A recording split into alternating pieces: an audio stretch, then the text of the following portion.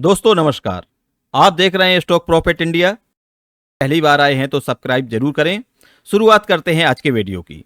तो आज का वीडियो शुरू करने से पहले हमने आपके साथ एक वीडियो शेयर किया है जिसमें हमने निफ्टी 50 इंडेक्स को एनालिसिस करने की कोशिश की है।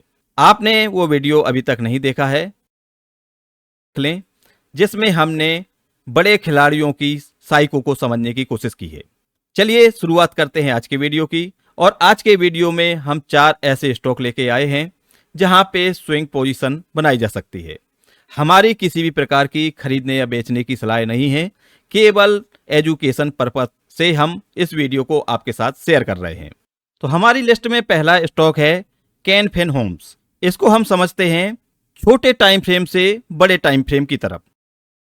इंट्राडे करना है तो हमारी सोच किस प्रकार होनी चाहिए। यदि हमारा मकसद केवल 2 से 3-4 दिन का है तो हमारी सोच किस प्रकार से होनी चाहिए। यदि हमारा मकसद यहाँ पे लगभग 20 से 25 दिन का है तो हमारी सोच कैसी होनी चाहिए। या फिर हमारा मकसद यहाँ पे पोजीशन स्विंग का है तो हमारा क्या स्ट्रेटजी होनी चाहिए। हमें किन बातों का ध्यान रखना चाहिए। हो सकता है कि जो हम 4 स्टॉक लेके आए हैं उन चारों स्टॉक को इस वीडियो में कवर ना कर पाएं, क्योंकि डिटेल में हम आपको बताएंगे तो हो सकता है कि समय के हिसाब से वीडियो बड़ा बन जाए और पूरे 4 स्टॉक इस वीडियो में कवर ना हो पाए। तो इसके बाद हम एक वीडियो जरूर आपके लिए लाएंगे जिसमें बाकी बचे हुए जो जितना भी कवर होता है वहां तक इस वीडियो में कवर करेंगे। इसके बाद नेक्स्ट वीडियो में बाकी स्टॉक को कवर करेंगे। चलिए समझते हैं उस गहराइयों को जो आपको यूट्यूब के माध्यम से कोई नहीं बताता। कैन फिन होम्स का चार्ट आपके सामने ओपन है। आपको याद होगा, यदि आप हमारे व्हाट्सएप ग्रुप से जुड़े हैं तो हमने आपको कैन फिन होम के नतीजों की जानकारी ग्रुप के माध्यम से दी थी कि इस कंपनी के नतीजे बहुत अच्छे हैं। मार्केट को जो उम्मीद थी उस उम्मीद से अच्छे नंबर कंपनी ने पेश किए हैं। तो वही कारण था कि इसको ऊपर की तरफ जाना चाहिए। तो सबसे पहले शुरुआत करते हैं इंट्राडे से। यदि आपका लक्ष्य केवल एक दिन में इंट्राडे के माध्यम से ट्रेडिंग लेना है तो आपको किन चीजों का ध्यान रखना होगा। सबसे पहले तो आपको जो भी कंपनी है उससे संबंधित मार्केट में क्या कोई न्यूज है जिससे उस न्यूज का असर स्टॉक के प्राइस पर पड़ सकता है। तो जैसा कि हमने आपको बताया कि 23 तारीख को शाम को इसका रिजल्ट आया। 23 तारीख को इसकी क्लोजिंग होती है 745 रुपए पे। तो 745 पे क्लोजिंग होती है। 23 को रिजल्ट अच्छा आता है। आपने पूरा एनालिसिस करने के बाद यह पाया कि मार्केट की उम्मीद से अच्छा रिजल्ट कंपनी ने पेश किया है। तो यहां पे निश्चित है कि नेक्स्ट डे के लिए ट्रेड का सेटअप बिल्कुल देखा जा सकता है।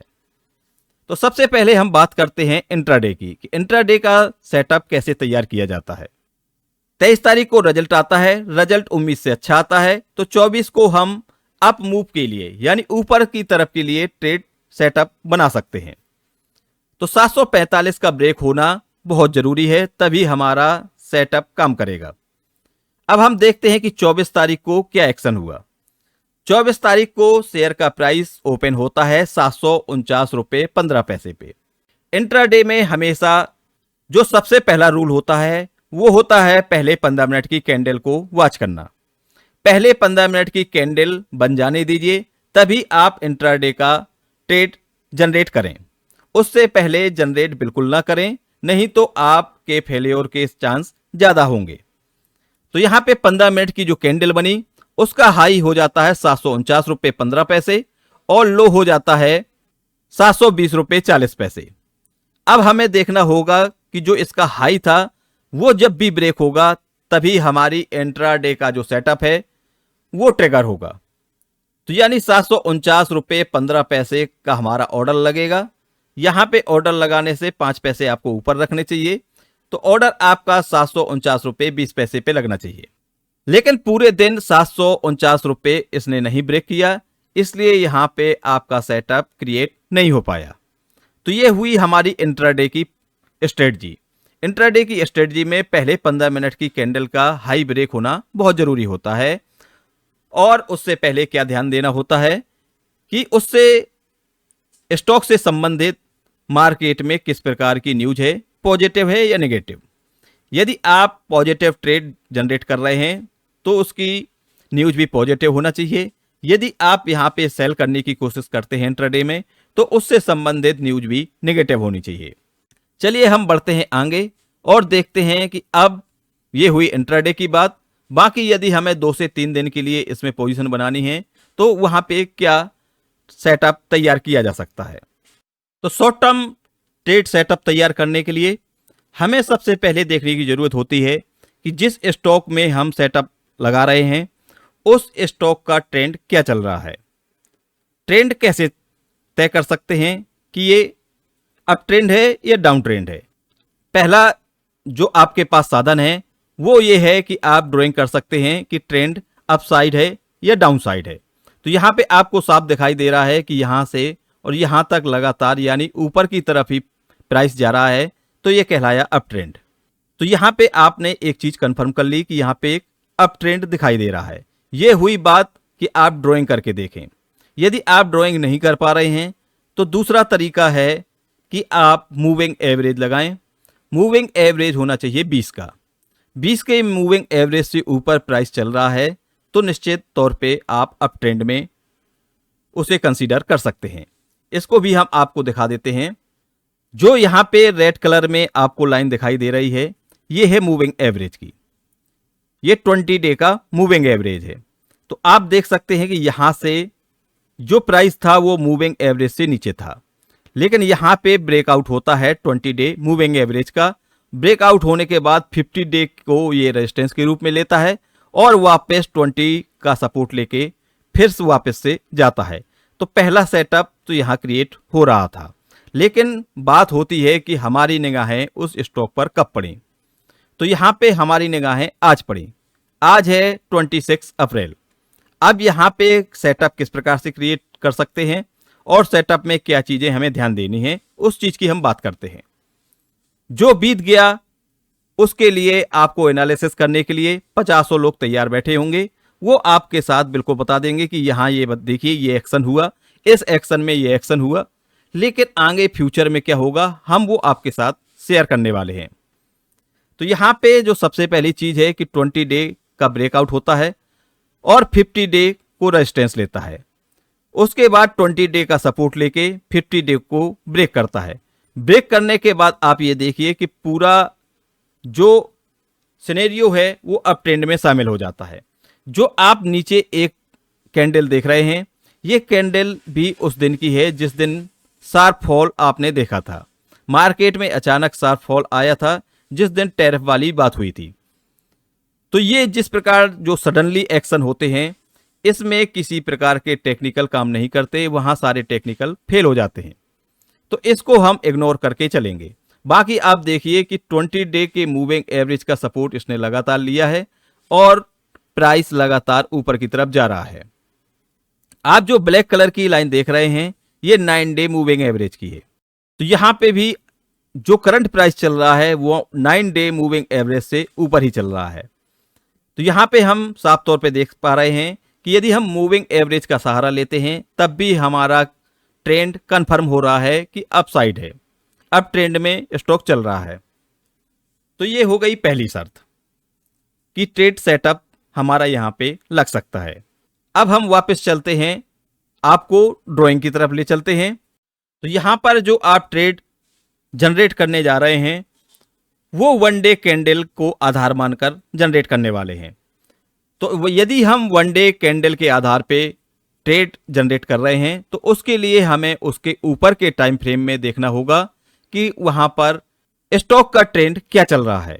तो यहाँ पे आपको वीकली में जाना होगा। वीकली टाइम फ्रेम में देखना होगा कि स्टॉक अप ट्रेंड में है या नहीं है। तो आप ये देखिए, हम आपको 1 मिनट, ये पूरा चार्ट आपको ड्राइंग आपके सामने वीकली चार्ट ओपन है। वीकली चार्ट में भी देख सकते हैं आप कि लगातार प्राइस ऊपर की तरफ ही जा रहा है। प्राइस यहाँ पे ट्रेंड यहाँ पे चेंज हुआ था। इस ट्रेंड का चेंज जरूर हुआ था, लेकिन इसने जो लास्ट इसका लो था उस लो को ब्रेक नहीं किया, उस लो से ऊपर ही है। तो इसको हम अप ट्रेंड में ही कंसीडर करेंगे। बाकी उसमें स्ट्रेंथ आने का वेट हमें करना होगा। जो आप ये ब्लैक लाइन देख रहे हैं ये ब्लैक लाइन एक सपोर्ट का काम कर रही थी। इस सपोर्ट के ऊपर क्लोजिंग आने पर वीकली क्लोजिंग इस सपोर्ट के ऊपर आ जानी चाहिए, तो आप ये मान के चलें कि उस स्टॉक में स्ट्रेंथ आना शुरू हो गई है। यदि वन डे कैंडल में क्लोजिंग आती है तो वहां पे हम सिक्योरिटी नहीं पा सकते, उसके लिए हमें वीकली क्लोजिंग का इंतजार करना ही पड़ता है। तो यहां पे हमने वीकली क्लोजिंग हमारी फ्राइडे में हो चुकी है, और वीकली क्लोजिंग में आप देखिए कि जो हमारी ड्राइंग के हिसाब से हमने लाइन ड्रॉ की है उसके ऊपर स्टॉक का प्राइस क्लोज हुआ है। तो यहाँ पे हमारा कंफर्म हो गया कि स्टॉक का प्राइस अब ट्रेंड में चल रहा है और यहाँ पे स्ट्रेंथ भी दिखाई दे रही है। चलिए अब वापस चलते हैं हम वन डे में। वन डे कैंडल में हम पूरा सेटअप तैयार करेंगे और साथ में आपको यहाँ पे शॉर्ट टर्म का हमारा मतलब है कि एक हफ्ते के अंदर अंदर आपकी ट्रेड क्लोज हो जाना। साथ में स्विंग का मतलब है कि एक महीने के अंदर अंदर आपकी ट्रेड क्लोज हो जाना, यानी आपका जो चार्ट का पैटर्न है उसके आधार पे जो भी रेजिस्टेंस निकल रही है उस रेजिस्टेंस तक आपको वेट करना होगा, वहां आप अपना प्रॉफिट बुक करेंगे। उसके बाद हो सकता है कि ब्रेकआउट मिल जाए या वापस वहां से स्टॉक नीचे आ जाए, दोनों आधार पे वहां पे आपको अपनी ट्रेड से एग्जिट हो जाना चाहिए। तो चलिए हम वनडे में चलते हैं, और वनडे में आप इसका एक पैटर्न देखें तो यहां पे पैटर्न हेड एंड शोल्डर का पैटर्न भी दिखाई देगा।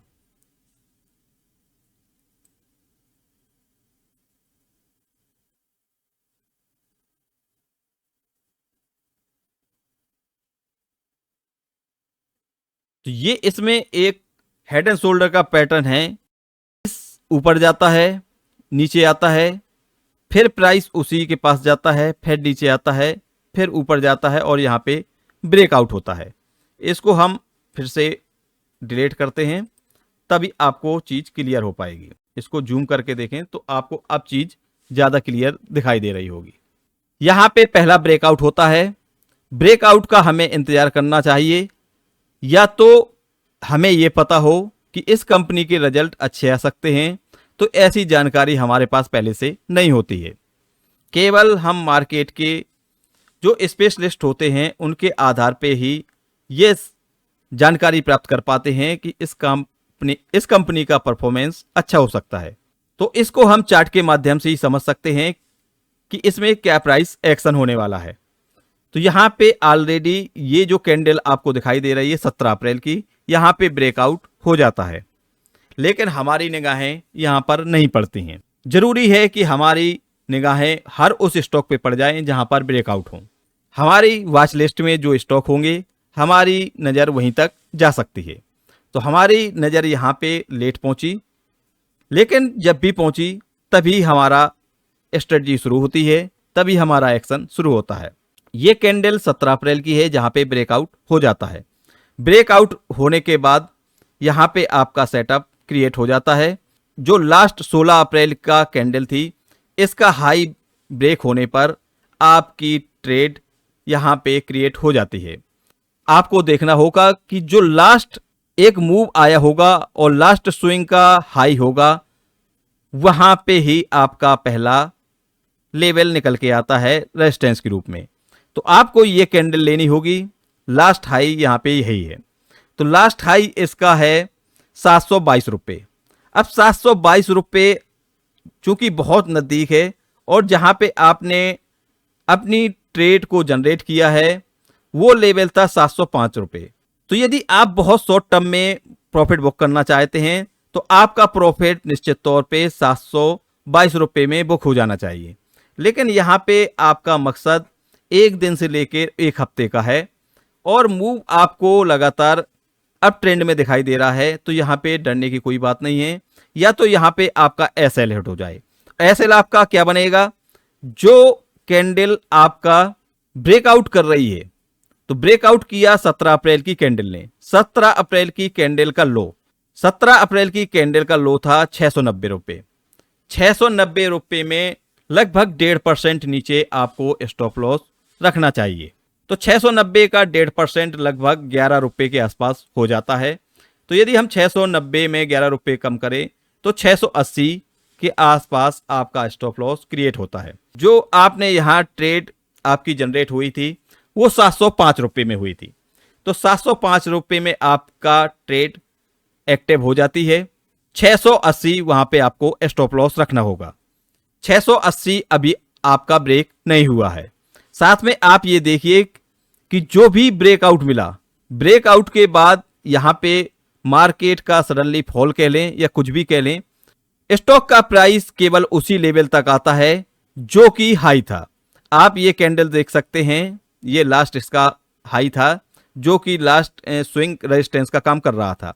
यहां पे हाई लगा था 696 रुपये 75 पैसे। तो 696 रुपये 75 पैसे के ऊपर ही ऑलरेडी अभी आपका प्राइस चल रहा है, तो ये कहलाएगा रीटेस्ट। आप ये देखिए लास्ट कैंडल, ये 25 अप्रैल की कैंडल है। 25 अप्रैल को इतना बड़ा फॉल आया और वो भी शॉर्ट टर्म में। यहां पे कंपनी के स्टॉक ने जो लो लगाया वो 700 रुपये का लगाया, यानी 696 रुपये को उसने किसी भी हाल में नहीं तोड़ा। तो हम इसको कहते हैं रिट्रेसमेंट। ये कहलाता है किसी भी स्टॉक का रिट्रेसमेंट होना। यहां पे ब्रेकआउट होता है, वहां के लेवल को रिट्रेस किया। अब यहां से आपको जो भी मूव मिलेगा वो बहुत लंबा मूव मिलेगा। तो यहां पे आप 2 से 3 दिन का भी ट्रेड एक्टिव कर सकते हैं, जनरेट कर सकते हैं, या यहां पे स्विंग ट्रेडिंग कर सकते हैं, पोजिशनल ट्रेडिंग कर सकते हैं। अब उसके लिए आपको देखना होगा कि हमें किस लेवल पे प्रॉफिट बुकिंग कर लेनी चाहिए। हम आपके लिए साधारण तौर से समझने के लिए फिर से वापस मूविंग एवरेज में लेके आए हैं। यहाँ पे हमने मूविंग एवरेज लगाया हुआ है 20 का, 50 का, 200 का।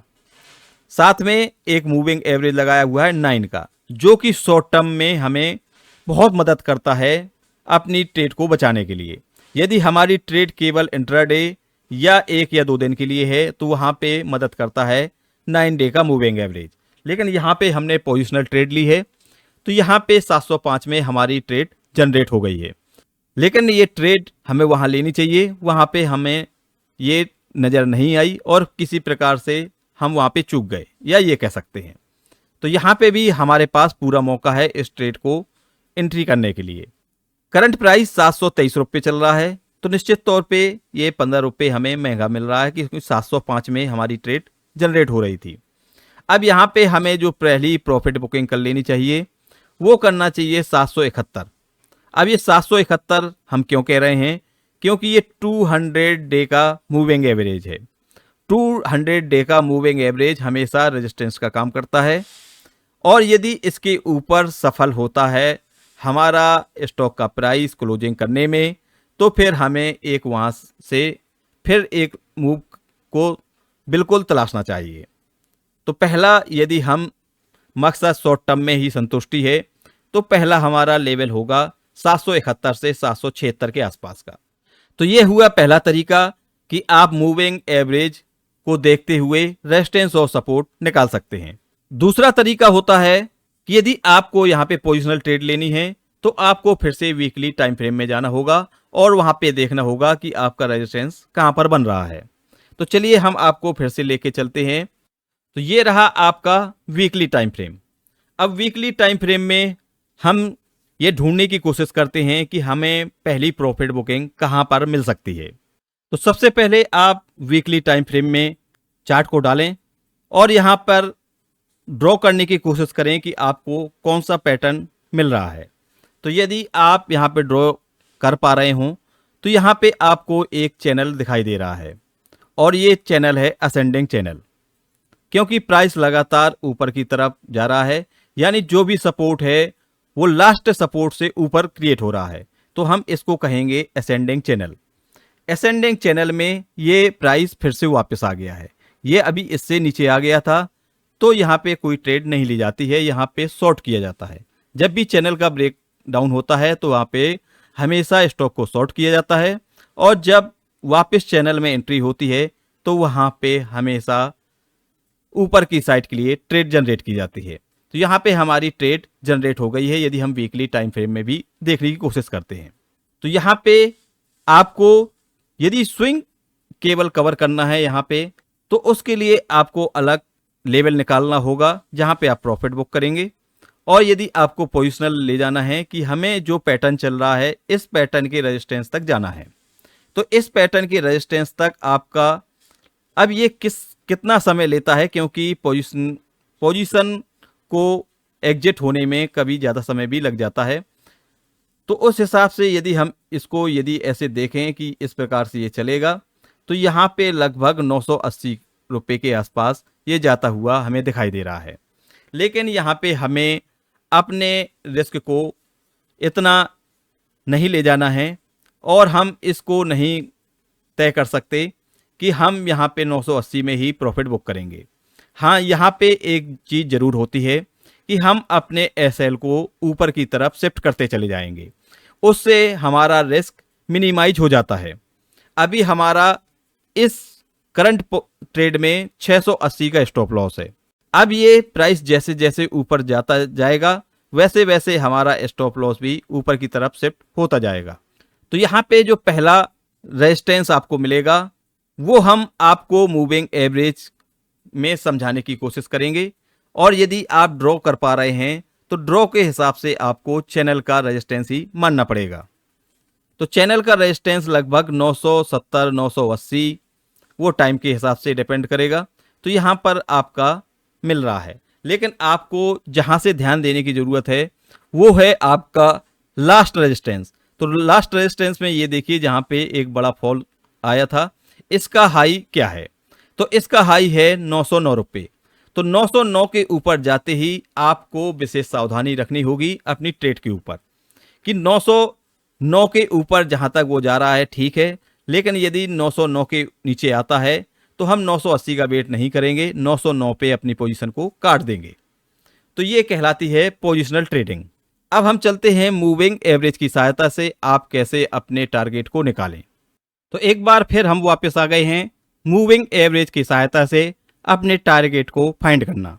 तो सबसे पहले हमने आपको बताया था कि जो 200 मूविंग एवरेज है पहला रेजिस्टेंस आपका वो होगा, लेकिन जैसे आप यहाँ से थोड़ा सा ऊपर आपका प्राइस जाएगा तो आपका 200 डे मूविंग एवरेज 771 से ऊपर की तरफ चला जाएगा, जो कि करीब 771 से और 777 के बीच में हो सकता है।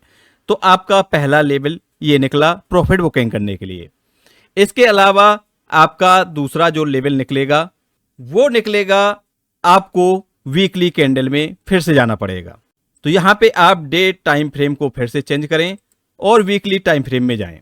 यहाँ पे आप देख सकते हैं कि जो 50 डे मूविंग एवरेज है, यदि आप वीकली कैंडल में जाते हैं तो वही लगभग आपका निकल के आ रहा है, जो हमने बताया था कि 771 से 776 के बीच में आसपास ये आपका लेवल निकल के आएगा। तो वही लेवल आपको यहाँ भी दिखाई दे गया कि आपका पहला जो बुकिंग का लेवल आएगा वो ये है, यदि आप केवल शॉर्ट टर्म यहाँ पे प्ले करना चाहते हैं। यदि आपका मकसद यहाँ पे पूरे स्विंग को कवर करना है तो उसके लिए फिर आपको दूसरे टारगेट को फाइंड करना होगा। तो दूसरा टारगेट यहाँ पे जो निकल के आएगा वो 50 डे मूविंग एवरेज, जहां पर भी आपका कैंडल को ब्रेक करके नीचे आया है, यानी जिस कैंडल ने आपके 50 डे मूविंग एवरेज को ब्रेक किया है वो कैंडल ही आपका टारगेट दूसरा निकाल के देगी। तो यहाँ पे आप देख सकते हैं कि इस 50 डे मूविंग एवरेज का जो कैंडल ब्रेक किया है वो लगभग 815 का लेवल है। ये देखिए, यदि हम इसको और जूम करें तो आप यहाँ पे देख सकते हैं कि इस कैंडल में ये प्राइस नीचे क्लोज हुआ है। यहाँ पे जो क्लोजिंग हुई है वो इस प्राइस से ऊपर हुई है, तो इसलिए यहाँ पे हम नहीं तय करेंगे। यहाँ पे हम इस कैंडल को मानेंगे कि इस कैंडल की प्राइस साफ तौर से दिख रही है कि वो नीचे क्लोज हुई है। तो यहाँ पे जो पहला आपका टारगेट निकलेगा वो 813 रुपये 80 पैसे। तो टारगेट हमेशा जो भी निकले, यदि आप सेफ प्ले करना चाहते हैं तो उसका लगभग 1 से 1.5% पहले ही सतर्क हो जाएं अपने प्रॉफिट को बुक करने के लिए। उस समय आप हमेशा 15 मिनट के टाइम फ्रेम में अपने चार्ट को सेट कर लें। यदि 15 मिनट के टाइम फ्रेम में कहीं भी आपको वीकनेस नज़र आती है तो वहाँ पे आपको प्रॉफिट बुक कर लेना चाहिए। जैसा कि आपने देखा होगा कि हम व्हाट्सएप ग्रुप में भी हमेशा ये अपडेट करते हैं कि इस समय इसके स्ट्रेंथ में कमी आ रही है या इसमें प्रॉफिट बुकिंग दिखाई दे रही है, इसलिए टारगेट से पहले बुक करना बिल्कुल सही निर्णय होना चाहिए। तो ये था हमारा स्विंग ट्रेडिंग में किन चीज़ों का ध्यान रखना चाहिए, कैसे आप स्टॉप लॉस रखें, कैसे आप अपने टारगेट को फाइंड करें। ये समस्त चीज़ों को हमने आपके साथ शेयर किया है। फिर भी यदि कोई चीज़ आपकी समझ में नहीं आई तो आप कमेंट जरूर कर सकते हैं। वैसे हमारा यहाँ पे 4 स्टॉक लेके आए थे हम कि स्विंग ट्रेडिंग के लिए आपको 4 स्टॉक देंगे, लेकिन इस एक ही स्टॉक में समझाने में, पूरी तरह से गहराइयों से बताने में, क्योंकि यहाँ पे हम हमेशा रिटेलर के साथ कोई चीज़ नहीं छिपाते हैं। हर उस चीज़ को रिटेलर के साथ साझा करने की कोशिश करते हैं जिससे कि रिटेलर जो जानना चाहता है वास्तव में वो ज्ञान प्राप्त कर सके, वो जानकारी प्राप्त कर सके। तो बचे हुए 3 स्टॉक हम नेक्स्ट वीडियो में लेके आएंगे। तब तक आप हमारे नेक्स्ट वीडियो का वेट करें। मिलते हैं। Bye bye, take care.